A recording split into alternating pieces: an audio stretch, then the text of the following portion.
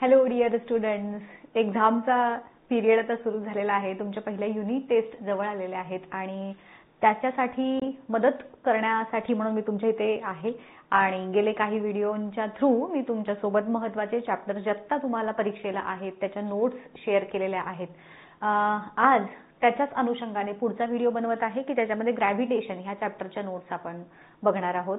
So चला, पहिली concept ह्या नोट्स मधली एकदम बेसिक आहेत. ह्या ज्या नोट्स तुम्ही जर बघितल्या माझ्या, तर एकदम तुम्हाला जे can you tell, can you recall ह्यासारखे क्वेश्चन्स देखील मी ह्या नोट्स मध्ये इन्क्लूड केलेले आहेत.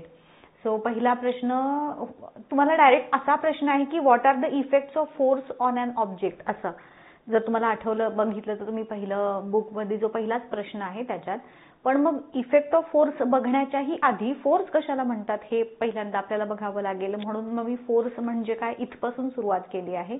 आणि मग अर्थात हे काही विचारत नाहीत तुम्हाला परीक्षेला, नोट्स आहेत. सो नोट्समध्ये रिलेटेड पॉइंट्स जे जे आहेत ते सगळे मी इन्क्लूड केलेले आहेत. आता ह्याच्यामध्ये types of forces, contact forces म्हणजे जेव्हा दोन वस्तू एकमेकांच्या डायरेक्ट कॉन्टॅक्टमध्ये असतात तेव्हा त्यांच्यावरती जो फोर्स अप्लाय होतो त्याला आपण कॉन्टॅक्ट फोर्स असं म्हणतो.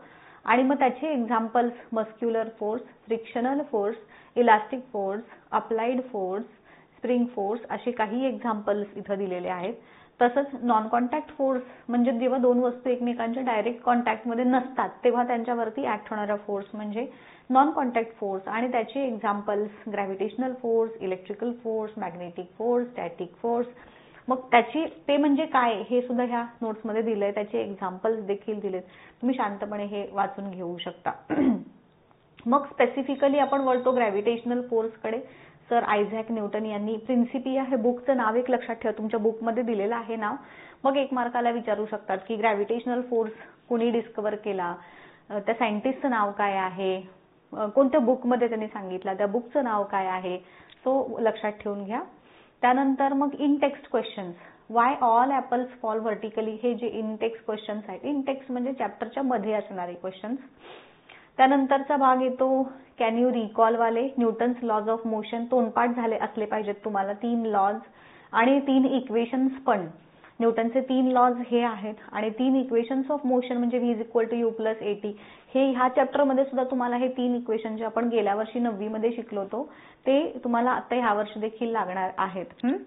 सो हे 3 लॉज आणि 3 इक्वेशन्स हे दोनही व्यवस्थित बघून ठेवा.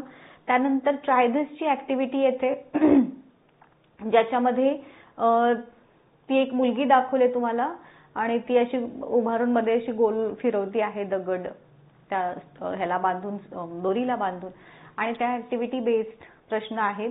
असे पण प्रश्न विचारले जाऊ शकतात तुम्हाला तशी डायग्राम देऊन की आर यू अप्लाइंग, मग त्याची डायरेक्शन काय आहे, मग how will you stop this force. हे असे 3-4 प्रश्न, 3 प्रश्न समजा 3 मार्काला असे तुम्हाला विचारले जाऊ शकतात. त्यानंतर नेक्स्ट येतो सेंट्रीपेटल फोर्सची डेफिनेशन. तुम्हाला शॉर्ट नोट ह्याच्यावरती विचारली जाऊ शकते.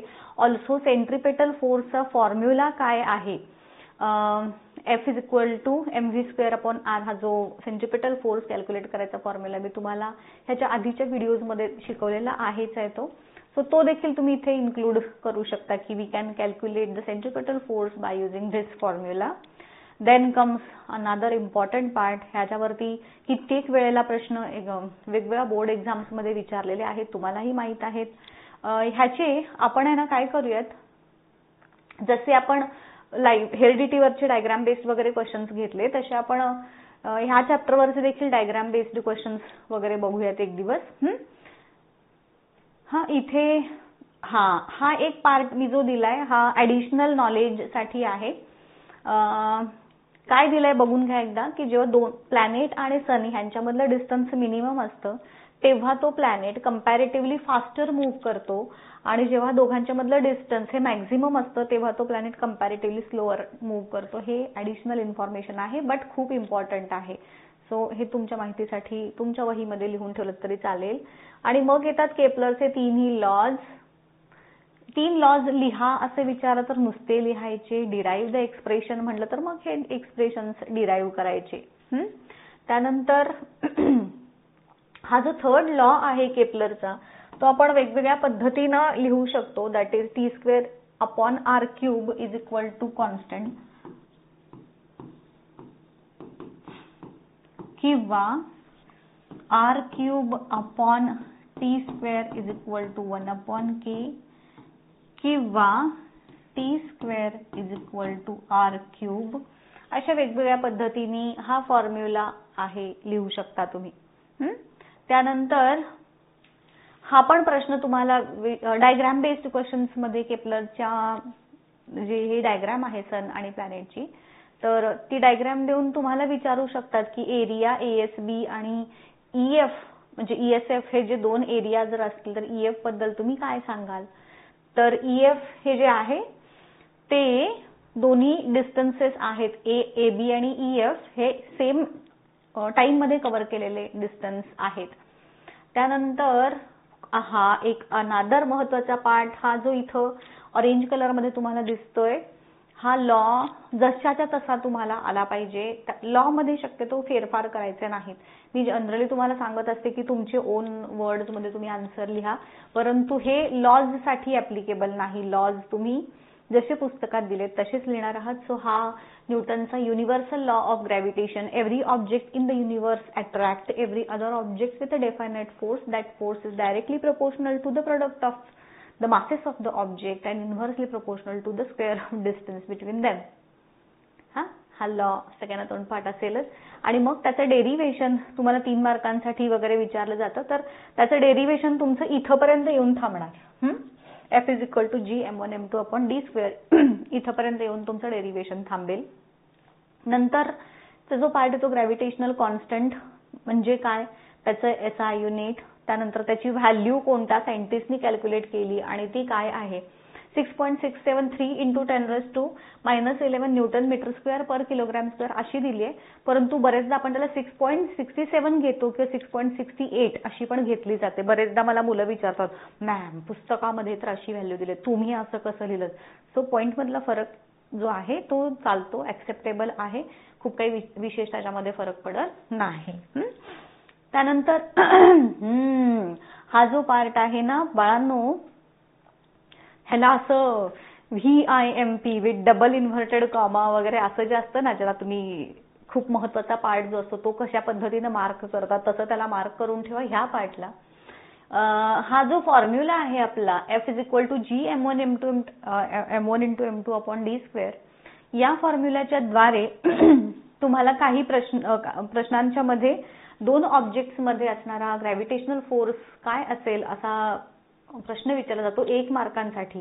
आणि मग त्याची ही टेक्निक आहे की जेव्हा कोणत्याही दोन ऑब्जेक्ट्स मधला जे दोघांचे मासेस आहेत त्यापैकी एका जरी ऑब्जेक्टचं मास डबल केलं तरी त्या दोघांच्या मध्ये असणारा फोर्स देखील डबल होतो. डिस्टन्स डबल केलं तर फोर्स डिक्रीज होतो बाय फॅक्टर ऑफ 4, म्हणजे 4 पटीनं कमी होतो. डिस्टन्स डबल केलं फोर्स दोघांच्या मधला जो आहे तो 4 पटीनं कमी होणार. आणि जी ची व्हॅल्यू हे दोन ऑब्जेक्टच्या मासेस वरती डिपेंड करत नाही. त्यानंतर शेप साईज ऑफ ऑब्जेक्ट ह्या कशावरही डिपेंड करत नाही. जी ची व्हॅल्यू, नॉट एफ ची व्हॅल्यू, फोर्सची नाही, जी ची व्हॅल्यू. दोघांच्या मध्ये फरक आहे. फोर्स हा आहे तो ऑब्जेक्टचं मास, दोघांच्या मध्ये असणारा डिस्टन्स ह्याच्यावरती नक्कीच डिपेंड करतो, परंतु जी ची व्हॅल्यू मात्र ह्या कशावरही डिपेंड करत नाही आणि म्हणून त्याला युनिव्हर्सल ग्रॅव्हिटेशनल कॉन्स्टंट असं आपण म्हणलंय. त्यानंतरचा आहे तो न्यूटनचा इन्व्हर्स स्क्वेअर लॉ, त्याचं डेरिव्हेशन किंवा त्यालाच आपण युनिफॉर्म सर्क्युलर मोशनचं डेरिव्हेशन असं देखील म्हणलेलं आहे. तर ठीक आहे, हे एवढंच. इथं जे आहे जसं की केपलरनं आपल्याला सांगितलेलं होतं की प्लॅनेटची जी ऑर्बिट आहे अराउंड द सन ही एक्झॅक्टली स्पेरिकल नाही, ती इलिप्स आहे असं सांगितलं होतं.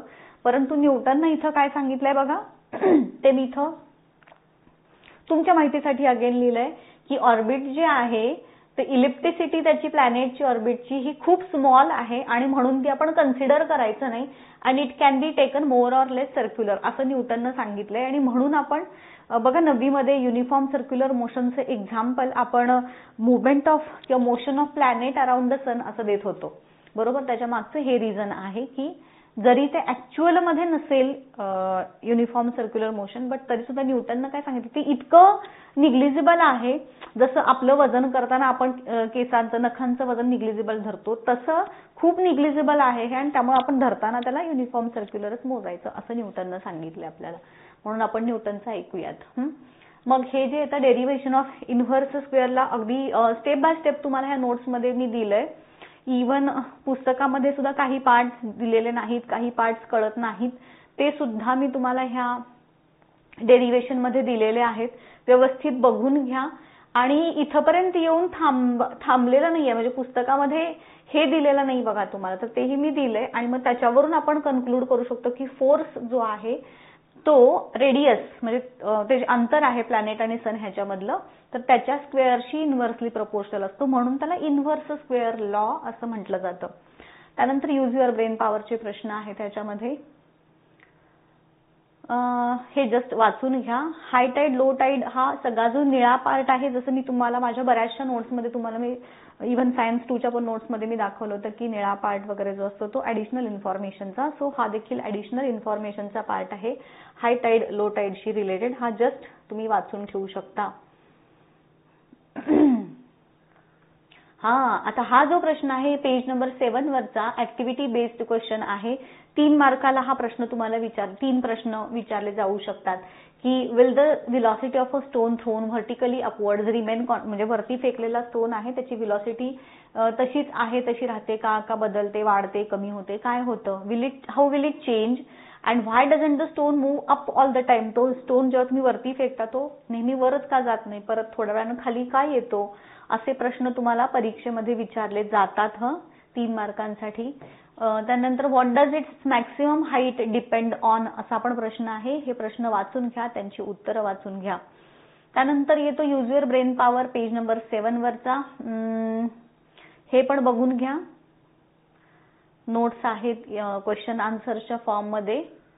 हे सगळे प्रश्न देखील तुम्हाला उत्तरासहित, म्हणजे नोट्समध्ये मी असा कुठला पार्ट इन्क्लूड करायचा ठेवलेला नाही की जो पुस्तकात विचारलेला आहे किंवा दिलेला आहे.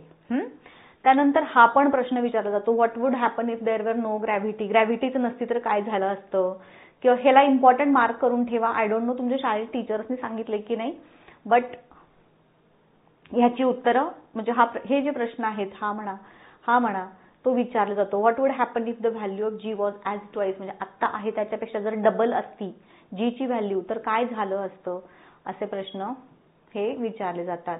त्यानंतर अर्थ ग्रॅव्हिटेशनल ऍक्सलरेशनची डेफिनिशन विचारले जाते. त्यानंतर त्याची व्हॅल्यूचं डेरिव्हेशन विचारलं जातं 5 मार्कांसाठी वगैरे. जी म्हणजे काय, त्याची डेफिनिशन लिहा, त्याची व्हॅल्यू अर्थच्या सरफेसवरती किती असते ते डिराईव्ह करा. सो इथपासून त्याचं डेरिव्हेशन आहे. जी ची व्हॅल्यू जी 9.8 आपण काढतो तर त्याचं हे पूर्ण डेरिव्हेशन आहे. इथपासून अगदी स्टेप बाय स्टेप मी दिलेलं आहे, तुम्हाला पुस्तकामध्ये एवढं डिटेल दिलेलं नाही.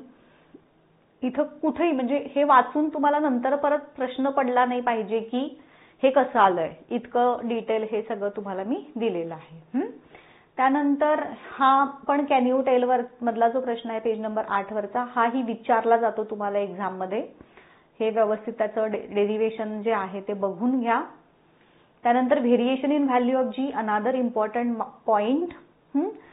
Change in along the surface of earth, म्हणजे जी ची व्हॅल्यू ज्या ज्या फॅक्टर्सवरती डिपेंड करते ते फॅक्टर्स 3 जे आहेत, तर ह्याच्यामध्ये जी ची व्हॅल्यू पोलवरती किती असते, इक्वेटरवरती किती असते, हे 1-1 मार्कांसाठी सेपरेटली लक्षात ठेवा. आणि मग तुम्हाला तर ह्याच्यावरचे प्रश्न माहीतच आहेत की how does the value of G change along with the surface, किंवा विथ हाईट कशी चेंज होत जाते, विथ डेप्थ कशी चेंज होत जाते, असे सेपरेटली विचारतात. किंवा 3 मार्कांसाठी 3 एकत्र लिहा असं पण विचारतात. सो जसा प्रश्न तसं तुमचं उत्तर इथं असणार. आता त्यानंतरचा पार्ट तो म्हणजे मास आणि वेट ह्या दोघांच्या मधला डिफरन्स. तुम्हाला 3 मार्कांसाठी आता आधी कसं असायचं, एक पॉईंट लिहिला की अर्धा मार्क मिळायचा, फरक जेव्हा लिहायचा असायचा. आता तुम्हाला तो पॅटर्न बदललाय, 1 मार्कसाठी 1च पॉईंट तुम्हाला लिहिणं अपेक्षित आहे.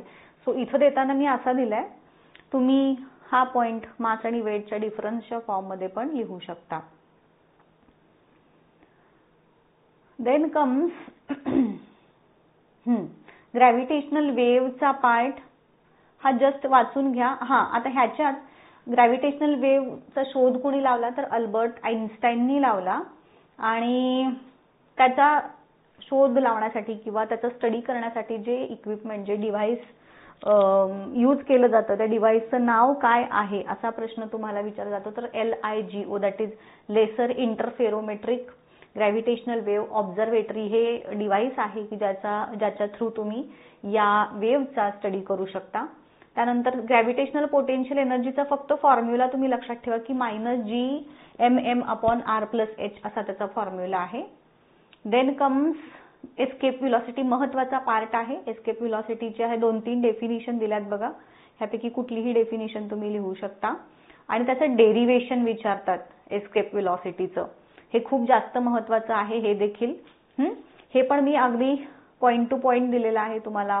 हे बघा अगदी व्यवस्थित स्टेप बाय स्टेप कसं काढत गेलोय आपण, तर हे सगळं ह्या नोट्समध्ये तुम्हाला मी इन्क्लूड केलेलं आहे. आणि मग हा शेवटचा प्रश्न की Y space travellers experience weightlessness in the space असा जो प्रश्न आहे तुम्हाला दिलेला, तर त्याचंही उत्तर तुम्हाला इथं म्हणजे प्रश्न उत्तराच्या स्वरूपात दिलेलं आहे.